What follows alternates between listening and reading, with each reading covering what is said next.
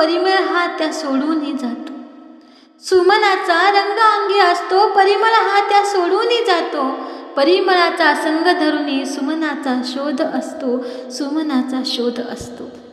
सर्वप्रथम श्रोते हो, सर्वांना माझा सादर दंडवत प्रणाम.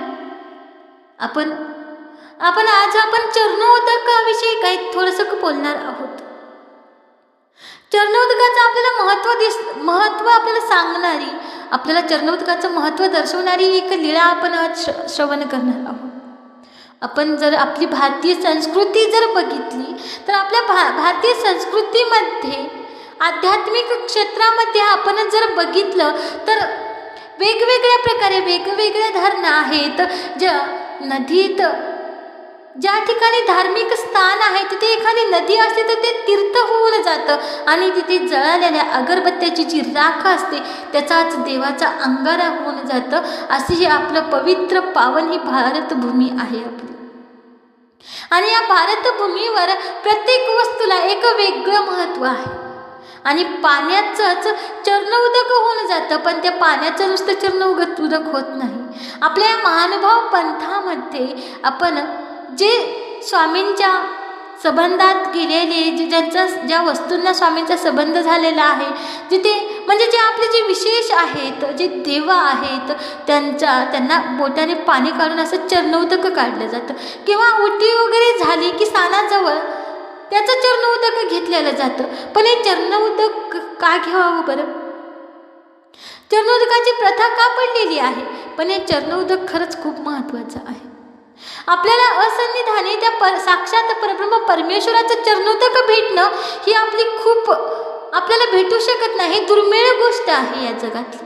ही सगळ्यात दुर्मिळ गोष्ट जर कोणती असेल तर आपल्याला स्वामींच्या सन्निधानामधलं काहीच भेटत नाही. पण आपल्या पूर्वजांनी काही साठा आपल्यासाठी साठवून ठेवलेला आहे. त्यातून आपल्याला चरणोदक हे अशा काही गोष्टी आपल्याला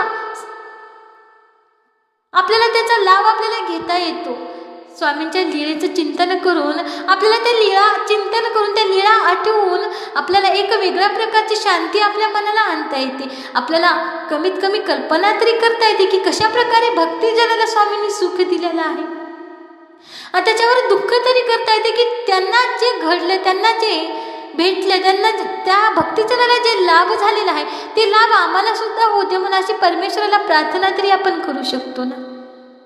पण अशीच ही प्रार्थना आपल्याला व्हावी म्हणून आपण त्या लीळेचं चिंतन करायचं असतं. ती लीळा श्रवण केली की त्या लीळेचं चिंतन करायचं की हे परमेश्वरा त्या भक्तिजनाला कशा प्रकारे हा सगळा लाभ झाला, या भक्तिजनाला कशा प्रकारे सगळं तुमचं सन्निधान भेटलेलं आहे, तसं माझ्या या अभागी जीवाला का बरं तुमचं सन्निधानापासून मी वंचित राहिले?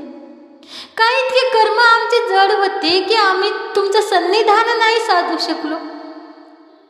अशी भावना आपल्या हृदयात ठेवायची आहे. आणि अशी भावना हृदयात ठेवूनच आपण आज चरणोदकाचं महत्त्व समजून घेणार आहोत.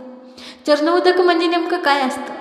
ते तर पाणीच असतं, पण त्यातही सामर्थ्य खूप आहे. ते आतापासून नाही तर स्वामींच्या सन्निधानापासून ही प्रथा चालू आलेली आहे. ज्यावेळेस या चरित्रामध्ये साधा ईसा एकदा भिक्षेला गेली होती आणि भिक्षेला त्या गेलेल्या होत्या आणि भिक्षेला जाताना घरून परत येताना वाटेत ते एका ब्राह्मणाच्या घरी जेवण केलं आणि तिथं पाणी पिलेलं होतं. पण स्वामींना माहिती होतं, देवांना माहिती होतं की हे एका ब्राह्मणाचं घर आहे, एक चांगलं घर, वाण्याचं घर ते नाही आहे. आणि देवाच्या ठिकाणी तर ते मतभेद नव्हताच. परब्रह्म परमेश्वराने कधीच जातीभेद केलेला नाही. पण पूर्वीच्या काळी जे स्वामींचे भक्तिजन होते ते फक्त ब्राह्मणाचेच असल्यामुळे ते वाण्याचं ते खात नव्हते, पीत नव्हते. पण स्वामींनी त्यांना हळूहळू त्या भक्तिजनामध्ये बदल केलेला आहे. हळूहळू त्यांना भक्तिजनाला सांगून निरूपण करून ते जातीभेद नष्ट केलेला आहे. स्वामींनी सांगितलेलं आहे जातीभेद काहीच नाही, या जगात फक्त दोनच जाती आहेत, एक पुरुष आणि दुसरी स्त्री. अशा प्रकारे दोनच जाती आहेत, ते माळी, चांभार, वाणी असं काहीच नाही आहे. पण असं असताना एकदा स्वामी विनोदाने साधाईसाला म्हणतात, बाई तुम्ही एका वाण्याच्या घरी जेवण केलेलं आहे आणि त्यांचं पाणी पिलेलं आहे, आता काय कराल तुम्ही? तेव्हा साधाईसा स्वामीला म्हणतात, नाजी ते ब्राह्मणाचं घर होतं, मग स्वामी म्हणतात बरं जाऊ दे, ठीक आहे, ते ब्राह्मणाचं घर होतं, पण जर ते घर वाण्याचं असतं तर तुम्ही काय केलं असतं बरं? तेव्हा साधाईसा म्हणतात, काय केलं असतं म्हणजे स्वामी जगन्नाथा, मी तुमचं श्रीचरणाचं पाणी, श्रीचरणाचं चरणोदक काढून घेतलं असतं आणि माझं पोट हे पवित्र केलं असतं. हे तिचं समर्पक उत्तर ऐकून स्वामींनी सुद्धा तिचे या भक्तिभावाचं कौतुक केलेलं आहे. आणि एवढंच नाही, जेव्हा ते माळेगावचा माळी होता, त्याला सर्पदंश झालेला होता आणि ते सर्पदंश झालेल्यामुळे ते मरण पावलेला होता. पण आऊसा मातेनं साक्षात परब्रह्म परमेश्वराचं चरणोदक काढून त्या माळ्याच्या अंगावर शिंपडलं, पाठीवर शिंपडलं, पोटावर शिंपडलं आणि त्याच्या होटावर थोडं टाकलं की तो माळी जिवंत झाला. एवढं महत्त्व आपल्या चरणोदकाचं आहे. एवढं विशेष एवढं सामर्थ्य आपल्या चरणोदकामध्ये आहे. म्हणजे ते चरणोदक म्हणजे त्या स्वामींच्या श्रीचरणापासून निघालेलं हे चरणोदक आहे. तर स्वामींचं श्रीचरण धुतल्यानं ते चरणोदक आहे, साक्षात परब्रह्म परमेश्वराचं चरणोदक आहे. आणि इथे आपल्याला या लीळेतून आपल्याला जाणून येतं की खरंच चरणोदकाचं महत्त्व आपल्याला खूप आहे. आणि अशा प्रकारे हे चरणोदकाचं इतकं सामर्थ्य या चरणोदकामध्ये आहे. आणि एके दिवशी स्वामी फिरून येऊन त्या शिळेवर उभे होते. बाईसा पाणी आणून स्वामींचे श्रीचरण धुत होत्या. तेवढ्यात सुखी जोगनायक तिथे आलेले होते.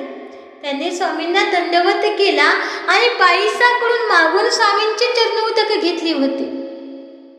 हातात घेऊन डोक्यावर शिंपडवले होते आणि पिऊन घेतले आणि म्हणाले, निवालोजी निवालोजी. अखंड मी जळत होतो जी. स्वामी म्हणाले, का जळत होता तुम्ही? तेव्हा जोगनायक म्हणाले, जीजी, मी मिरजेकडील सर्व गावांचा कर गोळा करणाऱ्याचा प्रधान मुख्य होतो. आम्ही तेलंगा देशाला गेलो, तिथे आम्ही खूप द्रव्य जोडले. मनात विचार केला, गावाकडे जाऊन सोयऱ्या धाऱ्यासाठी हे पैसे खर्च करीन, मुलाचा विवाह करू असा विचार करीत मी येत होतो. पण माझ्यासोबत जे होते ते पुढे निघाले आणि मी एकला मागे राहिलो होतो. आणि तिथे मध्येच ते लुटारू आले आणि माझ्याकडे असलेले सर्व द्रव्य घेऊन ते गेलेले होते. मी रिकाम्या हाताने गावी आलो. पत्नीच्या गळ्यातील माळ, अंगठी, जे काही सोनं नाणं होतं ते विकून मोठ्या मुलाला व्यापार टाकून दिला. तर थोड्याच दिवसात तो मुलगा सरला आणि त्याचाच व्यापार मी लहान मुलाकडे सोपवलेला आहे. तरी तोही मुलगा सरला, तोही मुलगा वारला. आता दोन्ही मुलांच्या दुःखाच्या वियोगाने ही पत्नी सुद्धाही मरण पावलेली आहे. आता दोन्ही मुलांचं दुःख त्या पत्नीला सहन झालेलं नाही आणि ती पत्नी सुद्धा आता मरण पावलेली आहे. आणि आता मी अशा या एकावर एक संकट माझ्या आयुष्यात घडलेली आहेत. एक एवढ्या संकटाने मी रात्रंदिवस जळत आहे जी, पण मला मात्र मरण सुद्धा येत नाही जी. मग मी नित्यनेमाने देवळात जात असे आणि तिथेही या जीवाला शांतता नाही. साधू संतांच्या जवळही गेलो, तिथेही शांती नाही. आपली कीर्ती ऐकून आपल्या तुमच्यापाशी आलेलो आहे. आपले चरणोदक घेताच क्षणी मी निवालो जी. यावर स्वामी म्हणाले, नायका, पुत्र शोक, कुटुंब शोक हे तिन्ही शोक पुरुषाला असह्य करून सोडतात. यालाच प्रपंच म्हणतात. या अल्पसुखामध्ये जीव आनंदात असतो. ईश्वराची त्याला आठवण सुद्धा येत नाही. आणि जेव्हा त्याला दुःखाची वेळ आली, म्हणजे देवी देवता उपास तापास आपल्याला दुःखामध्ये आठवतात. देवसुद्धा आपल्याला दुःखामध्ये आठवतो आणि या क्षणभंगुर सुखासाठी आपण सगळीकडे धावत असतो. परंतु अनन्य भावे त्या ईश्वराला शरण येत नाही. नायको, जा आता तुम्हाला, आणि आता तुम्ही इथं, आता तुम्हाला शांत वाटत आहे ना, आता जा. आणि जेव्हा जेव्हा तुम्हाला इकडे येऊ वाटेल का, तेव्हा तेव्हा तुम्ही इकडे या, आमचं चरणोदक घ्या, दर्शन घ्या. अशा प्रकारे हा जीव सुख शोधत असतो. सुखाच्या शोधात जीव इकडे तिकडे भटकत असतो. म्हणून देव म्हणतात, सुखामध्ये आपल्याला देव कधीच कधीच सापडत नाही. देव आपल्याला भेटतो, देव आपल्याला आठवतो ते दुःखामध्ये.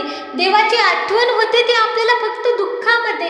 म्हणून कुंती माता श्रीकृष्ण भगवंताला म्हणते, हे कृष्णा, मला जर तुला काही द्यायचंच असेल तर मला फक्त माझ्या वाटेला दुःख दे. अशी जगावेगळी मागणी कुंती माताने देवाला दिलेली, देवाकडून मागितलेली आहे. आणि ही मागणी मागताना तिला थोडंसंही दुःख होत नाही, कारण ती कुंती माता म्हणते, जोपर्यंत आमच्या आयुष्यात दुःख होते तोपर्यंत कृष्णा तू माझ्यासोबत होता, आमच्यासोबत होता. आणि आता जेव्हा सगळं काही सुखसुविधा आली, सगळीकडे आनंद झाला, आणि आता तू मला सोडून जात आहेस. तू आम्हाला सोडून गेल्यापेक्षा, आम्हाला तुझा विसर पडण्यापेक्षा आम्ही दुःखातच खूप आनंदी आहोत. आम्हाला दुःखच दे, अशी वासना, अशी मागणी ती कुंती माता देवाकडून करत असते. आणि लीळा चरित्रामध्ये स्वामी सुद्धा सांगतात की या जीवाला देव, ईश्वर कधी आठवतो? जेव्हा त्याच्या जीवनामध्ये जेव्हा सगळीकडे संकट आलेले असतील, जेव्हा ते सगळीकडून संकटाने घेरून गेलेला असेल, तेव्हा या जीवाला परमेश्वराची आठवण होते. तोपर्यंत या जीवाला त्याची आठवण होत नाही.